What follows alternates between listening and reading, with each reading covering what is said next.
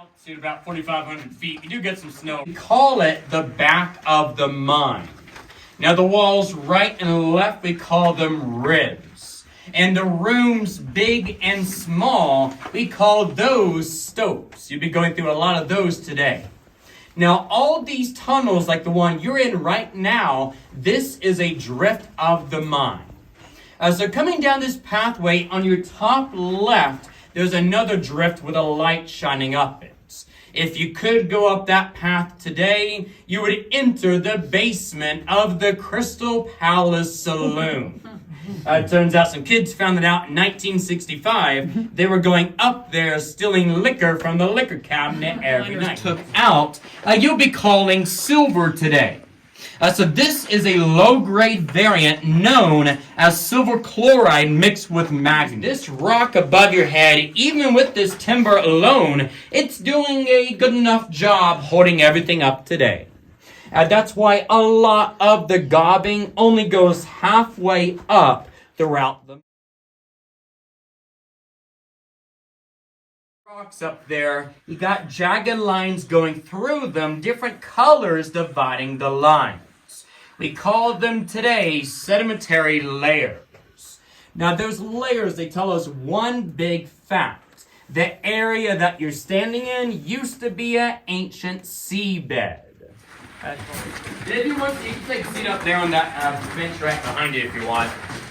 Just make sure if you're not taking a sit on that bench, make sure you have a good grip on the ground. Just make sure you don't go on top of the big rocks or the logs.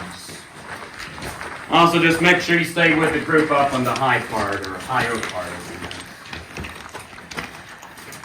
High group. And just make sure wherever you stand that you're in today, saying that there is a much larger stope inside of the Tough Nut Mine. That's our second level tour. Now the Tough Nut Mine has two different events underground. Our daytime mine tour takes 2 to 3 hours long down to the 200-foot level. We attach you with some ropes to get to belay down and back up. Within that Tough Nut Mine, there was a stope the size of a football field. A lot bigger than this. And nowadays, we've been opening up that for a dinner theater. It's a live play, real events back in those 1880s of real men back then. And of course, you get your food being that the miners had to work with only the candle.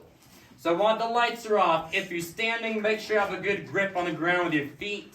And while the lights are off, just make sure you don't take any pictures. Don't want to blind anyone just in case with the flash. So here we go. Be prepared. Turning the lights off in 3, 2, and 1.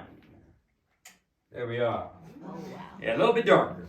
Now, to make things even more fun, the mining companies would only give 3 candles per miner. Those candles would only last 2 hours each. So if you're working down here for 10 hours, you might see a small math problem. Got a little bit darker than this. So they would start hammering right into that rock over and over. And once it got deep enough in, they would blow out that candle to save it for later on.